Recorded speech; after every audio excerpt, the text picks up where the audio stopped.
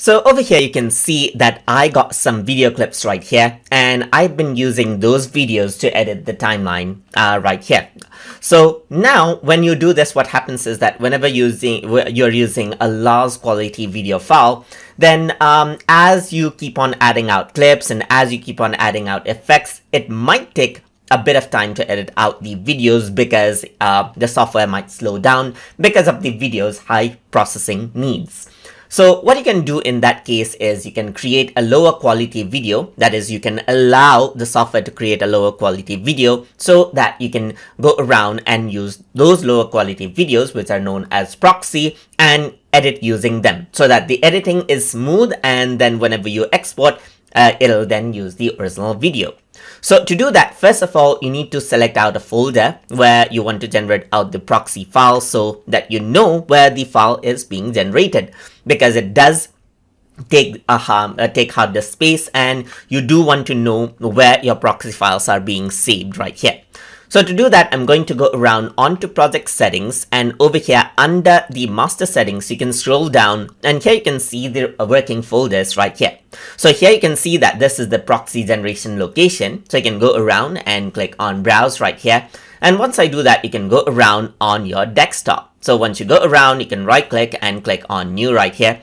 Let me just go around and type in proxy right here, just like this. So once I do that, let me just open it up and select out the folder and click on save. And then what happens is that the proxy media which will be generated will be there in that folder. If I were to go around, you can see that the folder has been generated, but there is no files right now. So let me just go around over here. And now what I'm going to do is I'm going to generate out the proxy medias for these clips so that working with these clips will be much more easier. So to do that, you can go around over here on the media pool right here where you can see all the clips. So you can select both of the clips at once by holding Shift, and you can right click, and over here you can see generate proxy media is an option. So if I were to go around and click, now you can see that it is generating proxy media right here, just like this. So it is generating it out right here, and depending on the length of the video, it does take a bit of time to generate out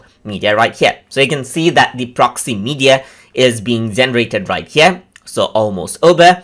And now once that is done, under the proxy, you can see that proxy media has been generated. There are the videos right here in MOV format, as you can see right here. These are normal videos, so you can just go around and play it. And these are usually lower quality right here because it is meant for lower processing requirements. So now once you do that, what happens is that the proxy media is there. So you can see that this is what you have. If you were to go around and right click, you can see you can unlink proxy media or relink proxy media right here. So it'll utilize the proxy media as you go around and bring out the video right here.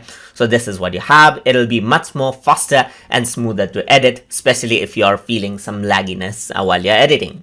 You can also go around and then unlink out. So unlink the proxy media right here, so it is not linked anymore. Now you can link the full resolution media over here as well, or you can relink the proxy media, and then you can go around onto this particular folder where the video is here. So you can see that, let's say this is the video, you can go around and open it out, and the proxy media will be relinked, and then it'll use the optimized video right here. Whenever you're exporting by going on to the deliver page, what happens is that it'll still use the original